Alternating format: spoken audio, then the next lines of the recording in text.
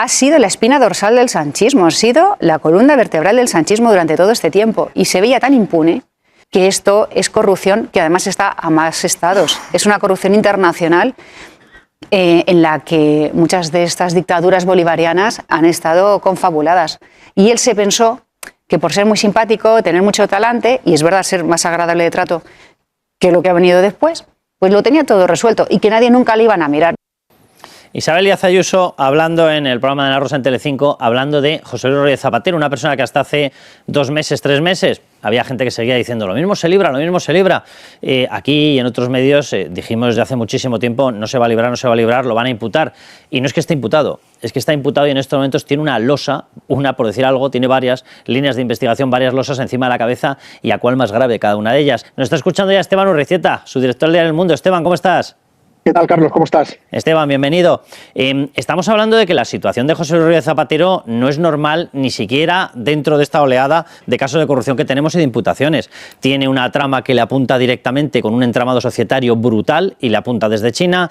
Tiene una trama que le apunta desde Venezuela con negocios a cual más oscuro y a cual más manchado de sangre. Tiene la presencia de Julito Martínez con todo ese entramado que acaba en Dubái y que le apunta o le puede llevar a delitos de blanqueo, a delitos fiscales. Tiene el tema de las joyas. ¿Tú crees que esta persona, con lo que tenemos ya de investigación, Esteban, se va a acabar librando? Bueno, yo creo que con los elementos que hay, él va a ir a juicio con total seguridad. Hemos visto que está intentando emprender la estrategia de la nulidad de las actuaciones. No hay ningún precedente, ningún gran caso de corrupción judicializado durante los últimos años en España en los que en una fase de instrucción se hayan apreciado nulidades y se haya invalidado el proceso. Y yo creo que no solo el caso no va a quedar en nada de manera inmediata, sino que va a ir a más, porque recordemos que el próximo 21 de julio declara su amigo, su supuesto testaferro Julio Martínez Martínez, que va a tener que aclarar por qué, entre otras cuestiones, cuando la aerolínea Plus Ultra le pagaba por conseguir el rescate, él trasvasaba esos fondos de manera íntegra a los bolsillos del presidente del gobierno.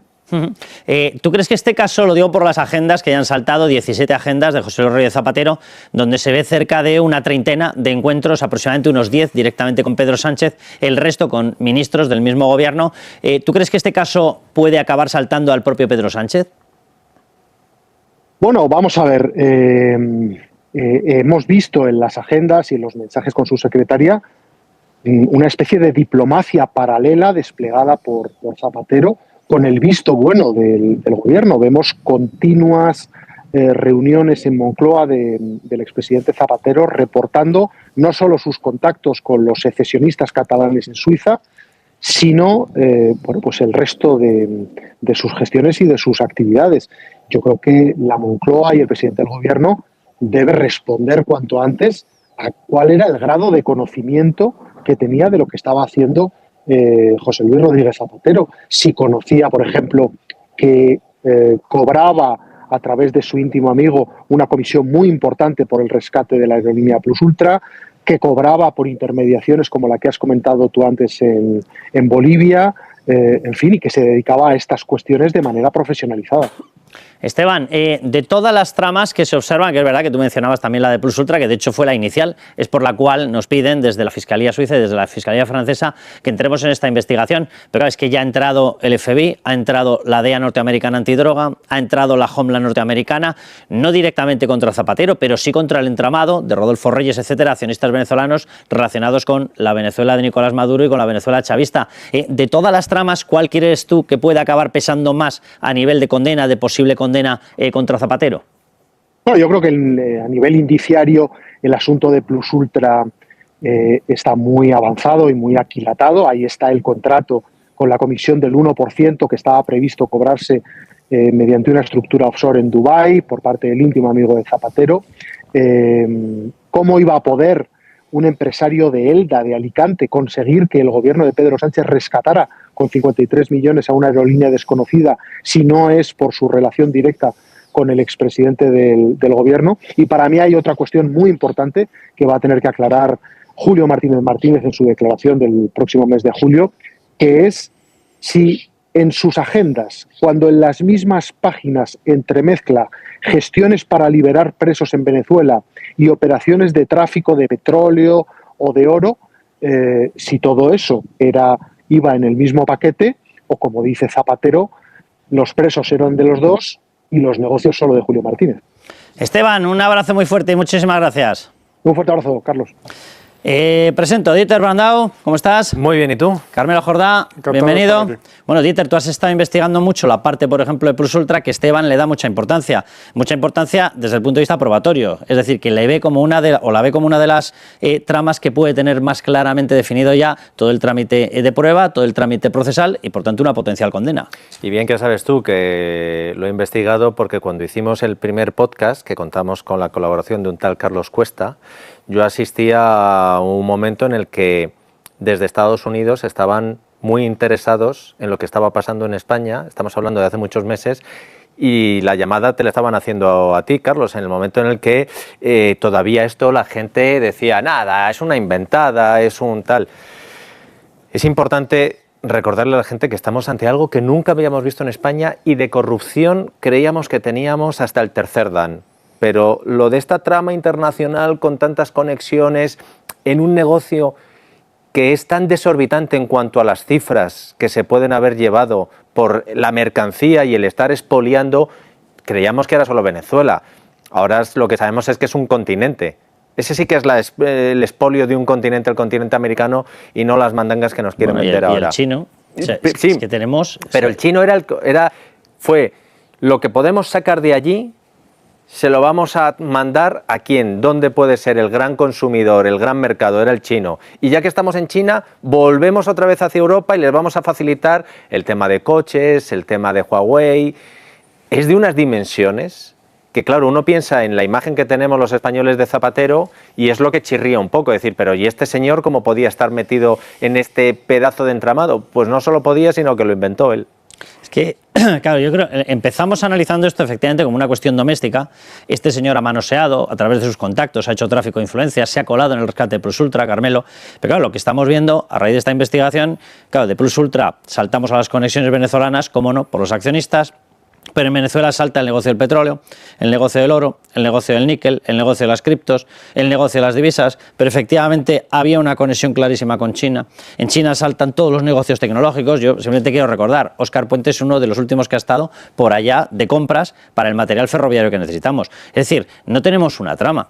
O sea, tenemos literalmente, voy a decirlo en términos de presunción, ¿vale? Pero tenemos una presunta mafia colada directamente en el gobierno de España. Y todos pensábamos hace tiempo que todo ese trabajo por la dictadura que hacía Zapatero en Venezuela, que de alguna forma, o sea, que le estaban pagando por eso, ¿no? Y se habló de hace mucho tiempo de la mina de oro, de este tipo de cosas, y pensábamos que era, pues eso, bueno, pues la tarea de blanqueamiento que hace Zapatero, esa tarea tan indigna y tan miserable que se la pagan, pero era mucho más que eso lo que hacía por el régimen, es decir, no era solo una cuestión de imagen internacional, no, era todo. Y al final hemos visto, y aquí lo hemos comentado alguna vez hace bastante tiempo, y como todavía estaban las cosas por crecer, lo hemos comentado también muchas veces a micrófono cerrado, como en España la política internacional y la política económica internacional, pues al final se ha subastado. Se ha subastado a través, sobre todo, de este señor, y se ha subastado no solo a los intereses de la mafia bolivariana, sino también, por ejemplo, temas como el coche eléctrico, en el que España estaba rompiendo el consenso europeo y todos nos preguntábamos por qué y esto qué sentido tiene, y bueno, pues ahora se está viendo el por qué, ¿no? Se está viendo cómo... El coche eléctrico o aspectos puramente tecnológicos que cuidado con hasta dónde nos puede haber llegado el contagio que hemos metido, y me estoy refiriendo a Huawei, porque es que, por ejemplo, la hemos metido con un contrato por el que da toda la cobertura técnica al sistema de escuchas policiales cuando tienen orden judicial, al sistema SITEL. Es que hemos hecho unas barbaridades y Huawei viene directamente de la mano de aquí del señor, ¿eh? Decía Dieter que no habíamos visto esto en la historia de España, yo creo que no se ha visto esto en la historia de Europa, es decir, es comportamiento, son cosas de país de dictadura africana, pero de muy de tercer rango. Es decir, yo creo que no hay tantos casos en los que un país haya vendido su política exterior, su política comercial al mejor postor a cambio de, pues no, ya sabremos algún día, creo que sabremos algún día a cambio de qué. Y decir, que no se nos olvide, Zapatero podría ser el nexo corruptor, como decían el otro día, pero las decisiones se tomaban en Moncloa. No, totalmente. Bueno, vamos a ver, Dieter, una de las personas que ya ha reconocido encuentros, todos dicen, sí, yo me reunía con Zapatero, pero no era para nada sucio. De otras cosas. Bueno, pues ustedes me dirán para qué se reúnen con una persona que en teoría, pues sí, modelo jarrón chino puede servir para algo, pero más allá de eso, si no estaba en tramas corruptas, no sirve absolutamente para nada. Escriba, el gobernador del Banco de España. ¿Por qué me reuní con el señor Zapatero el 7 de septiembre del año 2020? Pues mire usted, porque en octubre del año 2020 teníamos que aprobar el acuerdo de pensiones del Pacto de Toledo. Y yo, que no conocía al señor Zapatero en ese momento y que nos pusimos de acuerdo con él, con sus secretarias, yo quería, a través del señor Zapatero, acceder a toda una parte de la izquierda parlamentaria, y de eso fue mi conversación con el señor Zapatero, y hablamos de la pandemia y otras cosas. Hombre, a lo mejor hablaron de Nervis Villalobos, digo yo. Se me ocurre como opción más probable, mucho más hablar de Nervis Villalobos, viceministro Dieter de Energía, en época de Hugo Chávez, que se dedicaba a cerrar acuerdos de petróleo con José Luis Rodríguez Zapatero, porque es que nos cuentan unas películas aquí la gente. Es una milonga. Dice este señor, tiramos de él para contactar con el resto de los partidos de la izquierda, pero si tenían alianza con ellos. No, pero se la cerraron ustedes, no necesitaban a nadie.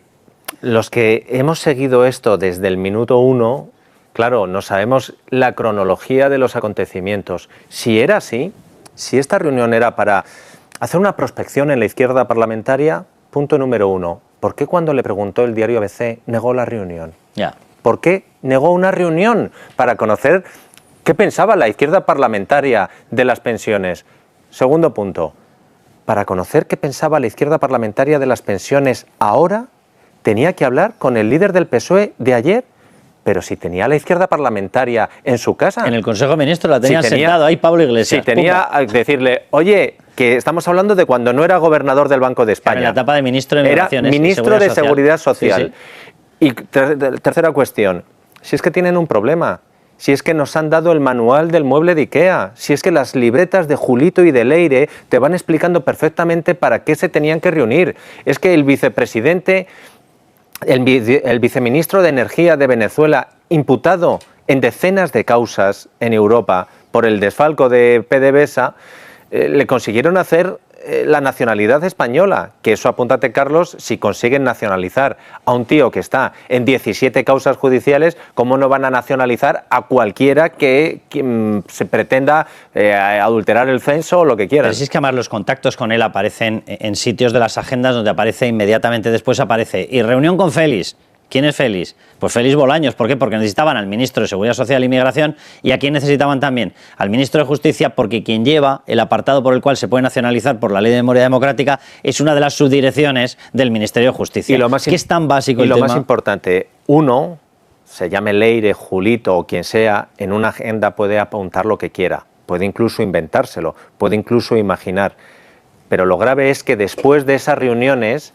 la cloaca conseguía lo que pretendía, que era la nacionalización de Nervis Villalobos. Totalmente. Y Nervis Villalobos era la clave de los negocios firmados por José Luis Rodríguez Zapatero en materia de petróleo venezolano. Ya está, mucho más sencillo, es el Pacto de Toledo y si la reunión. Voy a hacer una prospección en la izquierda, porque los tiene sentados ahí en el Consejo de Ministros. ¿Qué prospección? Se espera usted al Consejo de Ministros y le pregunta, hola, Pablo Iglesias, ¿qué opinas de...? Ya está, ni prospección ni historias. Bueno, déjeme que hagamos un pequeño repaso de lo que ha aparecido entre mensajes, agendas y demás. Esto en concreto son las conversaciones entre Gertrudis Alcázar, que es la secretaria de toda la Santísima Vida, 25 años lleva con él, la secretaria de José Luis Rodríguez Zapatero. Y las preguntas que se iban haciendo son algunas de las muestras, porque lo que ha dicho Esteban Urrestieta antes, que ha hablado de una diplomacia paralela, yo casi lo ampliaría y diría un gobierno paralelo, porque lo que hemos visto son reuniones con hasta 10 ministros, los importantes. Este gobierno tiene ministros florero por todas partes, porque son carteras que se inventaron para meter a gente de Sumar, primero de Podemos y demás. Pero el grueso del gobierno realmente son aquellos con los que se reunía. Bueno,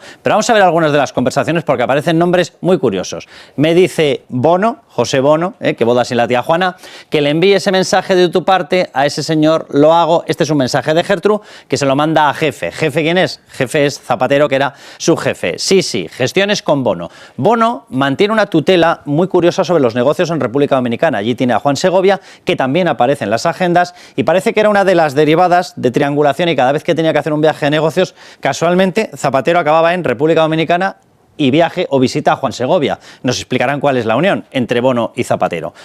Más mensajes de los que tenemos. Atención, buenos días, sábado iré a León. ¿Se sabe cuándo me veo con él Presi, encuentro con... En las agendas aparece perfectamente definido y totalmente confirmado todo esto que les estamos diciendo, porque aparecen visitas muchas veces a Moncloa, a verse con el presidente, y otras visitas con el presidente Sánchez, pero visitas con el presidente Sánchez fuera de Moncloa. Se sabe cuándo me veo con el presidente, a ver, por curiosidad, tenemos en agenda cuando comí con Ábalos. Lo de las faltas de ortografía, denlo por insuperable, porque es una cosa abrumadora. Que, por cierto, se durmió, esto me lo creo, y no sé si estuvo Pepe Blanco, aparece Pepe Blanco también. Lo de dormirse, ya les adelanto que consultadas fuentes nos han explicado en Libertad Digital que era lo más habitual. Noches alegres, ya saben, mañanas tristes, y que había que mantenerlo pero a café limpio, y se dormía, llegaba incluso a roncar en las reuniones, ¿vale? Bien, sigamos. En cuanto llegue a la oficina lo miro, le contesta a Gertrude. No fue Torres el que estuvo, Torres es Ángel Víctor Torres, o sea, vamos pasando absolutamente por todos los ministros, por todas las personas importantes del Partido Socialista. Tenemos otro pantallazo para que veamos más ejemplos. Aquí tenemos más conversaciones, cuidado porque algunas son muy llamativas. Ok, from jefe, from Zapatero, te daré un sobre para dárselo en mano al Presi. Cuidado con esta historia. Yo fíjense que ha habido gente que está interpretando esto y dice, un sobre de dinero, un sobre de dinero. Para sobornar a una persona como Sánchez no cabe el dinero en un sobre. Es decir, esto tenía que ser documentación, tenía que ser algún contrato, tenía que ser algo, no lo sé, algo muy relevante. Por ejemplo, podía ser sobre alguna empresa que quiere entrar en algún sector estratégico y le pasaron todos los datos. Podría serlo perfectamente, para que no quedara rastro por mail. Eso sí podría ser. Pero tenemos conversaciones, estas son, les repito, simplemente unas pequeñas muestras, pero hay conversaciones por todas partes. Repito, prácticamente 30 encuentros, Dieter, 10 de ellos con el presidente, el resto con ministros, y lo que tú estabas diciendo que es importantísimo. No solamente es que se reuniera cuando le daba la gana con el pleno del gobierno, es que acto seguido ocurrían cosas. Huawei entraba, Aldesa obtenía contratos, entraban en los sistemas de control telefónico de la policía, Plus Ultra, es decir, iban consiguiéndolo todo. Se cambiaba la diplomacia con respecto a Venezuela, dejábamos de respaldar a la oposición democrática, pasábamos a traicionarla y apoyar a narcodictadores, llegaba Delcy Rodríguez, pedía reuniones, intentaban coger un aeropuerto, ellos sabrán para llevar qué. Solo hay que aplicar la lógica, el sentido común, y me parece bien lo que has dicho. La lógica del sentido común nos dicen que Zapatero no le va a dar a su secretaria un sobre con dinero para que se lo dé a Pedro Sánchez. Pero la misma lógica y el mismo sentido común te llevan a pensar que Zapatero es que era el consejero más directo que tenía Pedro Sánchez. Y las reuniones de Zapatero con el resto de ministros eran después de haber pasado por Pedro Sánchez para que Pedro Sánchez le diera las pertinentes explicaciones. Si el hilo conductor está ahí, más claro que con lo que pasó con Venezuela no hay nada. De febrero de 2019 a febrero de 2020 está todo el relato de los hechos en los que los cambios en la trama van acompasados con los cambios en la política exterior del gobierno de España, y eso era al más alto nivel, y el que la cambia es Pedro Sánchez, que pasó de decir que Maduro era un tirano a colaborar con Maduro y decir que Juan Guaidó, al que había llamado presidente, era el líder de la oposición. Si es que no hay que ir mucho más allá. Manoseo todo. De decir, oye, todo. Está puesto, nos han dado ya la piedra roseta para interpretarlo. Ya tenemos, vamos a cambiar de bloque, ya tenemos la condena a Ábalos, 24 años, 3 meses, tenemos la condena a Koldo García Izaguirre, tenemos la propia de Víctor Aldama, pero Víctor Aldama consigue, obviamente, al tener 4 años y medio dividido por todos los delitos, consigue que se le conmute por trabajos en favor de la sociedad. Y Víctor Aldama, que ya ha conseguido llevarse por delante a estas dos personas, está anunciando nuevo paquete de información sobre toda una colección nueva de tramas que ahora se las contamos.